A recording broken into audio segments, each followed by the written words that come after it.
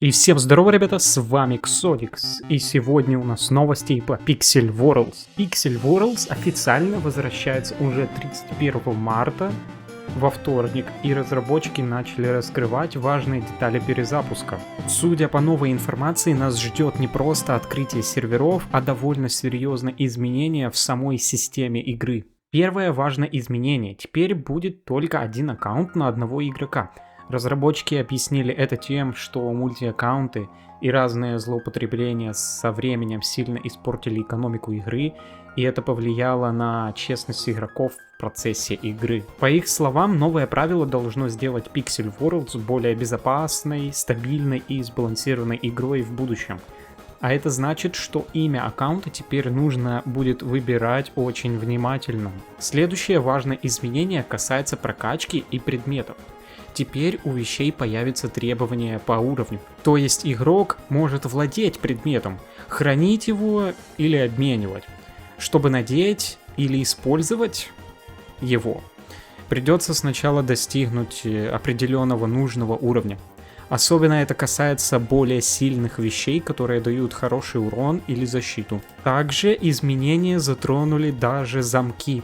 Теперь Small Lock, Medium Lock и Large Lock будут доступны только с 7 уровня. Сделано это для того, чтобы на старте перезапуска игроки не смогли моментально захватывать миры в первые же часы или минуты, а возможно секунды. По сути, разработчики хотят сделать старт более честным для всех. Также стало известно, что некоторые популярные названия миров будут заранее зарезервированы, например, мир Trade, а также несколько названий связаны с администрацией. Разработчики уточнили, что это не массовая бронь миров, а только несколько особых случаев, чтобы сохранить важные места для сообщества и снизить риск скама или подделки админов. Все остальные миры будут доступны игрокам как обычно. И еще одна важная новость: сезонные события вернутся с самого первого года. Это значит, что после вайпа игроки снова смогут проходить ивенты с самого начала, так же как это было раньше. При этом сейчас разработчики не делают ставку на новый ивент-контент. Их главная задача сначала восстановить стабильную и рабочую основу игры, чтобы все существующее хорошо работало и приносило удовольствие. Если кратко, то Pixel Worlds после перезапуска хочет стать более честной, стабильной и продуманной игрой. Один аккаунт на игрока, ограничения по уровню, защита популярных миров и перезапуск сезонных событий. Все это показывает, что разработчики стараются начать новую главу в игре с более правильного фундамента.